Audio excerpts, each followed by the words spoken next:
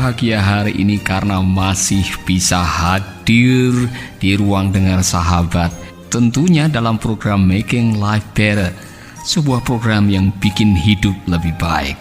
Saya mendengar dari station manager atau pimpinan radio Dian Mandiri Mercy yang ada di Soe, begitu banyak sahabat-sahabat kita yang telah diberkati oleh program Making Life Better. Bahkan ada seorang pemuda yang tinggal di dalam penjara yang setiap hari mendengarkan program ini kemudian bertobat, terima Tuhan dan hidupnya diubahkan. Dan pada waktu dia keluar dari penjara, dia punya kerinduan untuk masuk sekolah Alkitab dan ingin menjadi seorang hamba Tuhan. Saudaraku, ketika saya mendengarkan kesaksian-kesaksian seperti itu, hati saya begitu bersyukur kepada Tuhan karena Making Life Better ini telah menjadi berkat bagi banyak orang. Dan tentunya kalau saudara punya kesaksian bagaimana Allah telah memberkati saudara melalui program ini, jangan lupa tulis kesaksian saudara, kirimkan ke info@pauluswiratno.com. Dan kalau saudara punya kesempatan dan ada akses untuk melihat website, jangan lupa kunjungi website www.pauluswiratno.com. Saudara akan menemukan artikel-artikel yang dibahas di dalam program Making Life Better, semua tertulis di dalam website itu, dan saudara bisa mengunjunginya, dan saudara bisa memberikan komentar, saudara bisa menuliskan kesaksian, dan saudara bisa menikmati Making Life Better dan lebih lengkap lagi, bukan hanya audio tapi juga dalam bentuk tulisan. Saudaraku, hari ini saya mau mengajak saudara merenungkan sebuah kerinduan hidup di dalam kasih karunia Allah. Waduh, saudara-saudara, saya begitu rindu setiap hari, bahkan ini doa saya untuk setiap hari. Tuhan, hari ini aku mau hidup di dalam kasih karunia Allah, hidup di dalam anugerah Allah, karena itulah yang dirindukan oleh setiap orang. Saudaraku, hidup dalam kasih karunia Allah merupakan kualitas hidup yang seharusnya dimiliki oleh setiap orang percaya. Kata lain untuk hidup dalam kasih karunia adalah hidup dalam anugerah atau dalam kehendak Allah.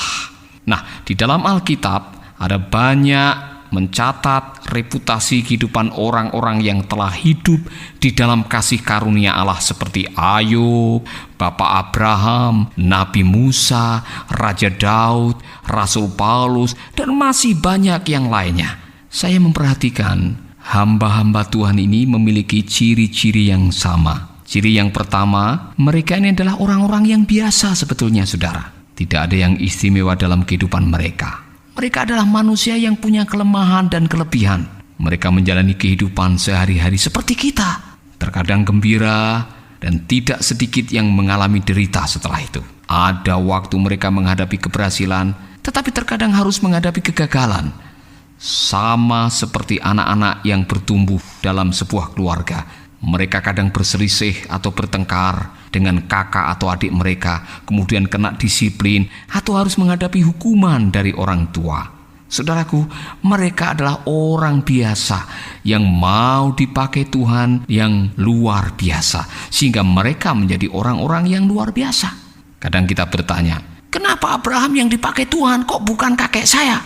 Kenapa keturunan Daud kok bukan keturunan Eliab? Kenapa Ishak dan bukan Ismail?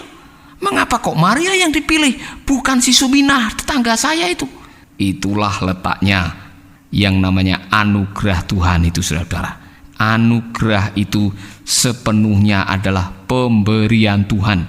Dan kepada siapa hadiah itu diberikan, merekalah yang berbahagia karena mendapatkan hak prerogatif dari Allah itu. Memilih siapa yang berkenan dan akan dipakai untuk menjalankan rencananya, itu adalah hak prerogatif Tuhan kita. Saudaraku, kita ini adalah manusia biasa. Kita tidak bisa menyuap atau mengubah pikiran dan ketetapan yang maha kuasa. Yang bisa kita lakukan ialah menerima semua dengan hati bersyukur dan menjalankan perintahnya dengan taat. Dan itulah yang dilakukan oleh bapak-bapak kita dalam perjanjian lama. Ketika Tuhan mengunjungi Gideon dan menyuruhnya menjadi komandan perang, anak muda itu menolak dan berdalih bahwa dirinya punya masalah inferiority complex alias rendah diri. Ketika Musa diutus untuk memimpin eksodus 2 juta umat Israel keluar dari Mesir, ia menolak karena menderita gangguan dalam bicara alias gagu, tidak pandai bicara. Namun demikian mereka pada akhirnya memilih untuk mentaati kehendak Tuhan daripada menolak rencana Allah. Dan ketaatan itulah yang telah membawa mereka menjadi orang-orang yang dipakai Tuhan dengan luar biasa untuk melaksanakan kehendaknya. Saudaraku, memang mereka ada kesempatan untuk melarikan diri atau menolak seperti Yunus. Yunus sudah tahu bahwa Allah akan memakainya. Allah menyuruhnya untuk mengkhotbahkan kebenaran supaya umat yang ada di Niniwe itu bertobat. Tapi dia justru pergi ke tempat lain. Yunus tidak taat. Dan setiap ketidaktaatan selalu membawa resiko. Dan resikonya sangat mahal. Dia harus dibuang dalam laut dan harus tidur di dalam perut ikan selama 3 malam. Saudara bisa membayangkan bagaimana rasanya tidur di dalam perut ikan. Bukan hanya Yunus yang mencoba untuk tidak taat. Orang yang bernama Samson juga pernah melakukan hal yang sama. Samson cenderung mencari kenikmatan diri daripada menjaga kesucian dirinya. Ketidaktaatan selalu membawa risiko 3 arah atau 3 dimensi. Dimensi yang pertama adalah dimensi ke atas, yaitu Tuhan. Tuhan yang maha setia selalu menuntut kesetiaan umatnya dan orang-orang yang mau dipakainya. Ketidaksetiaan akan membawa hukuman, saudaraku. Dan pada waktu Allah yang punya rencana dan memakai saudara untuk melaksanakan rencananya tidak taat, Allah bisa melakukan hal-hal yang tidak menyenangkan hati kita. Ketidaksetiaan juga akan membawa malapetaka kadang-kadang dalam kehidupan orang-orang yang tidak taat. Saudaraku, seorang suami yang tidak setia kepada istrinya pasti akan melukai hati istri dan anak-anaknya. Ketika Nasirin berselingkuh dengan pembantunya, Diana sangat sakit hati. Dan ketika anak-anaknya mengetahui mereka kehilangan respek atas ayah kandungnya sendiri yang telah menyakiti mamanya, rumah tangga yang sudah dibangun selama 17 tahun akhirnya hancur berkeping-keping dengan meninggalkan kepahitan yang mendalam. Dan akhirnya bukan hanya orang-orang yang ada di sekitar hidup kita yang hancur, tetapi kita sendiri akhirnya juga menderita karena tidak taat. Samson harus kehilangan cinta Delilah dan kehilangan kedua kelopak matanya gara-gara tidak setia. Saudaraku, ketidaksetiaan bisa punya dampak 3 dimensi. Tuhan, diri kita sendiri, dan orang-orang yang ada di sekitar kehidupan kita bisa mengalami malapetaka. Aku tidak pernah menyangka kalau akhirnya aku harus hidup seperti ini. Itulah ucapan Hermanto ketika saya menjumpainya di penjara. Berawal dari suatu keinginan untuk menjadi orang yang terpandang, ia telah menjadi anggota legislatif. Di awal karirnya, saya pernah berpesan, kamu jangan lupa sama Tuhan ya. Jadilah DPR yang bersih dan bisa menjadi terang dan garam. Jangan ikut-ikutan korupsi. Ia menjawab sambil meyakinkan saya.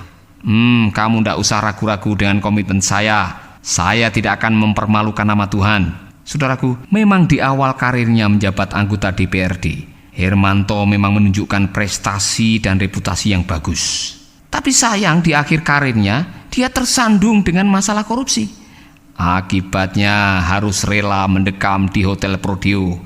Ya, nasi sudah menjadi bubur. Ketidaktaatan bisa seperti bumerang. Yang rugi bukan hanya pemerintah atau rakyat, tapi pelakunya juga akan menderita.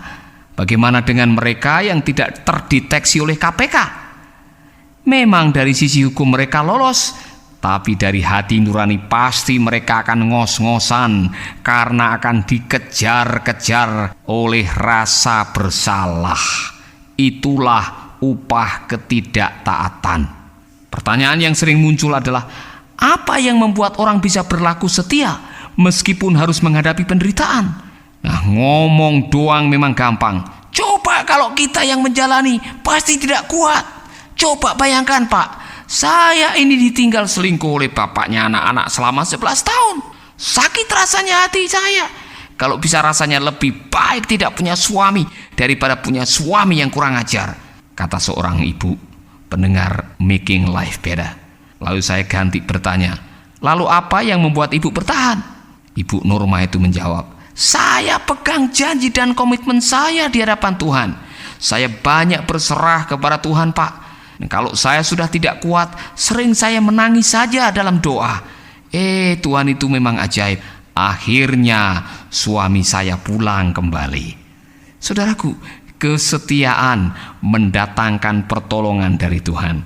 Yang paling merasakan dampak kesetiaan adalah orang yang berlaku setia. Orang-orang yang kuat dan tabah meskipun menghadapi pengkhianatan dan pelecehan adalah orang-orang yang akan mendapatkan kekuatan ekstra. Ibu Nita Pelamunia pernah bersaksi bagaimana dia dengan setianya melayani suami meskipun Niko saat itu sedang bermain cinta dengan wanita idaman lain selama 1,5 tahun. Saudaraku, itu menunjukkan kepada kita bahwa kesetiaan membuat kita mampu melakukan dan mengalami kekuatan yang luar biasa. Nah, lalu apa hubungannya antara kesetiaan dengan hidup dalam kasih karunia?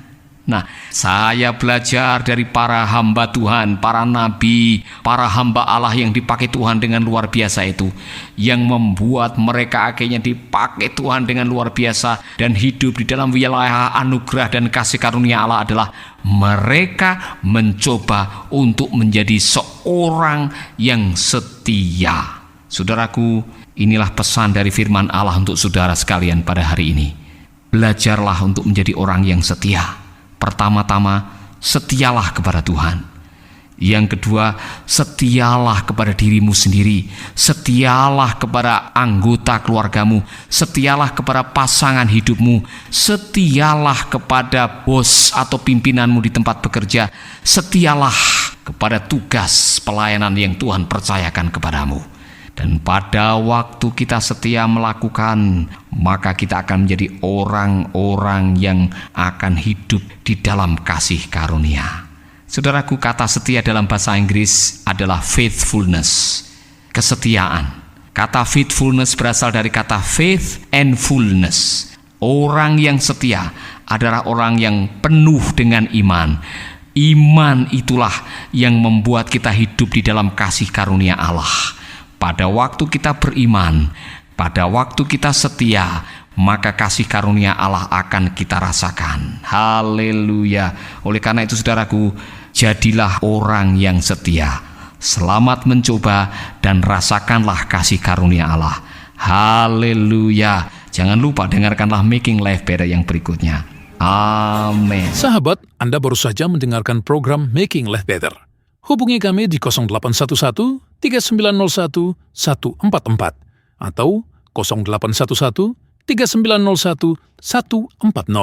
Mari dukung pelayanan Making Life Better melalui rekening BCA 6690300525. Sekali lagi, 6690300525. Atas nama Paulus Wiratno. Terima kasih, Tuhan Yesus memberkati. Making life better, bikin hidup lebih baik.